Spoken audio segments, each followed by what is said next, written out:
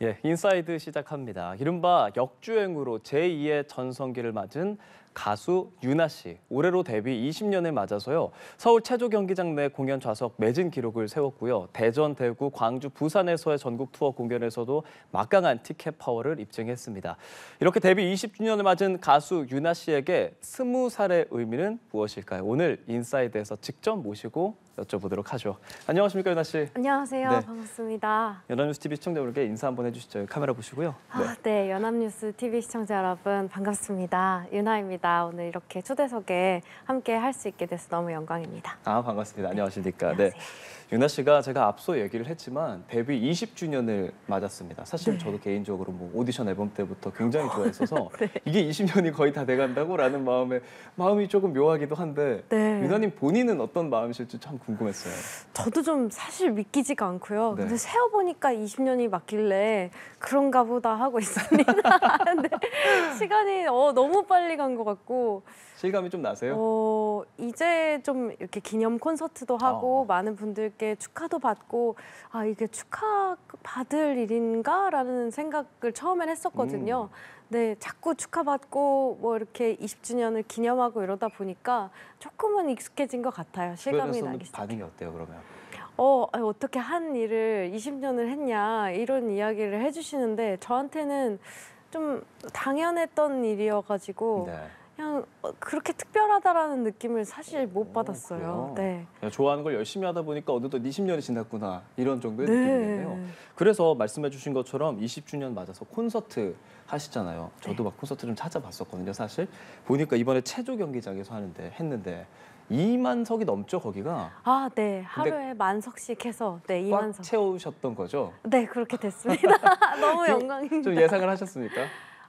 사실 70% 정도는 네. 그래도 될 수 있지 않을까 생각했는데 정말 매진을 시켜주실 거라고는 생각을 못했고 너무 기뻤죠. 저희 내부 스태프들 모두 너무너무 기뻐했고요. 상황리에 이렇게 잘 마치게끔 도와주셔서 네, 즐겁게 공연했습니다. 네. 그렇게 20주년을 해서 한 그 주제가 스물이었잖아요. 네. 스물. 이제 어느 정도 시간이 지난 것 같은 얘기 같기도 하면서 20년 차를 맞은 그 스물이라고 이름을 지은 이유는 무엇일까? 바로 좀 여쭤볼게요. 왠지 20주년이라고 하면 예. 좀 중후한 느낌이 지금까지는 들어왔어요. 그리고 그게 지금의 저의 커리어라고 생각하니까 뭔가 약간 제 스스로는 이질감도 좀 들기도 했고 그래요?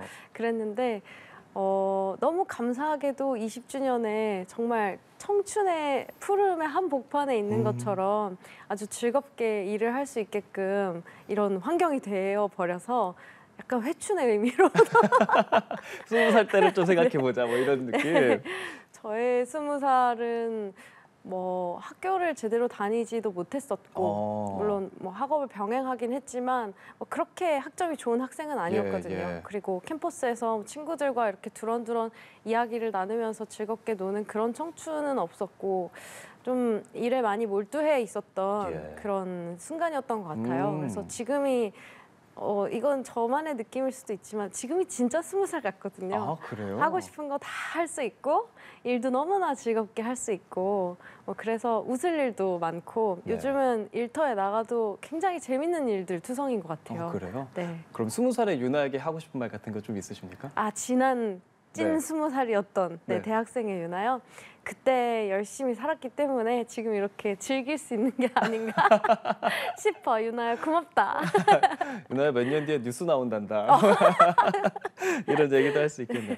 사실 저는 유나 씨를 굉장히 오랫동안 팔로우했으니까 그 데뷔 시작이 좀 특이하죠. 일본에서 시작했다는 거 저는 알고 있거든요. 뭐 오리콘에도 진입을 하셨고 거기서 뭐 유비키리 이런 것들 이렇게 내시고 하셨던 걸 저는 알고 있는데 그때 그렇게 일본에서 좀 성공할 수 있었던 그 당시 유나의 비결은 무엇이었을까를 좀 여쭤보고 싶어요.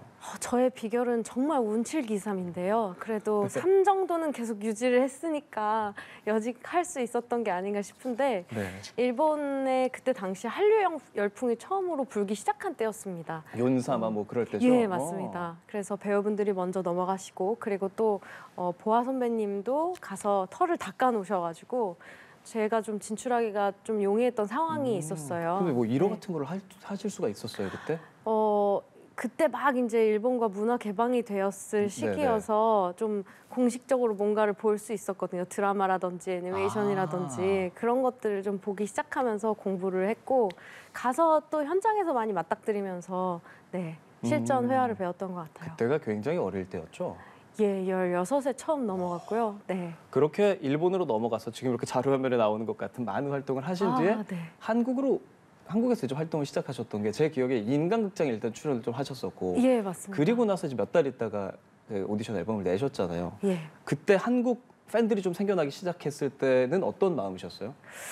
그때는 너무 반가웠어요. 그리고 팬들과 뭔가 더 소통을 할 수 있었으니까 언어적인 그런 구애가 좀 없었기 때문에 더 되게 반가웠고 고향에 올 수 있다는 게 뭔가 금이환영의 네, 오리콘의 혜성으로서 있다가 다시 돌아왔다. 네, 그런 되게 반가움도 있었는데 한편으로는 다시 또 다른 필드에서 처음부터 시작해야 된다라는 부담감이 좀 컸었던 것 같아요. 네.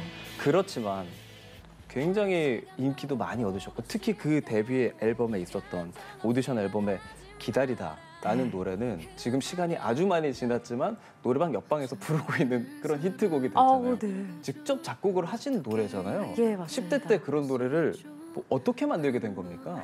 제가 정말 짝사랑하던 오빠가 있었는데 실화입니까 그게? 예. 그 오빠를 생각하면서 만들었던 정말 그런 뭐랄까요? 절절한 순수한 그 9번 내 마음 다쳐도 한 번 웃는 게 좋아. 뭐 이렇게 되게 절절한 그런 가사의 멜로디도 상당히 그렇잖아요. 그게 실제 이야기였던 겁니까? 예. 작사가분께서 또 아주 심재희 씨께서 잘 써주셨지만 네, 그때 그 기다리다라는 곡은 발매하고 나서 사실은 뭐 활동을 딱히 하지 않았었고 근데 그때 당시에도 그 UCC라는 걸 통해서 많은 분들이 불러주셔서 약간 역주행 비슷하게 이렇게 메달을 달게 되고 정말 대중께서 픽해 주신 곡이었거든요. 선택해 주신 곡이어서 그것도 참 저한테는 감사한 일이었죠. 네. 역주행이라는 키워드를 먼저 말씀을 해주셨어요. 사실 그 사건의 지평선이라는 그 곡이 역주행의 신화를 기록했다 할 정도로 정말 상당히 큰 인기를 끌었었는데 차트 올킬하고 막 그랬었잖아요. 그때 기분이 어땠는지 그리고 사건의 지평선이라는 이 노래가 갑자기 잘 된 이유가 갑자기라고 말할 수는 없겠지만 이유가 무엇이었을까? 이 부분 좀 여쭤보고 싶은데요. 저도 너무 얼떨떨했었고요. 그리고 뭐 이제는 여러 가지 일들도 적응이 될 만도 하고 어느 정도 좀 그런 뭐랄까요? 그래프를 예측할 수 있다고 생각했어요. 그래도 오랫동안 한 일을 하고 있으니까. 근데 계속 자고 일어나면 자꾸만 차트가 올라가고. 반응이 얼마 정도 있다가 온 거였죠, 그게? 앨범을 내고? 그게 꽤 오래 걸렸어요. 한 1년 정도는 있었던 것 같아요. 네, 1년쯤. 근데 그 앨범은 사실 막 수익을 내기 위해서 만든 앨범이 아니었었다고 들었거든요. 전혀 아니었고요. 그리고 저희 대표님께서 참 그런 것에 대해서 관대하셔서 어떤 이렇게 정말 멋있는 너만의 아티스트적 역량을 뽐낼 수 있는 앨범을 만들고 그리고 돈은 나중에 다른 걸로 벌자 이렇게 합의가 되었었던 터라 정말 그냥 하고 싶은 대로 했거든요. 근데 이게 이렇게까지 큰 반향이 올 줄 몰랐고 너무 큰 사랑을 받아서 되게 어리둥절한 상태로 그게 예상을 못 하셨다고 하는 게 지금 만드시면서 그렇게 라이브를 많이 할 줄 모르고 되게 높게 만드셔서 네, 애를 먹으셨다고.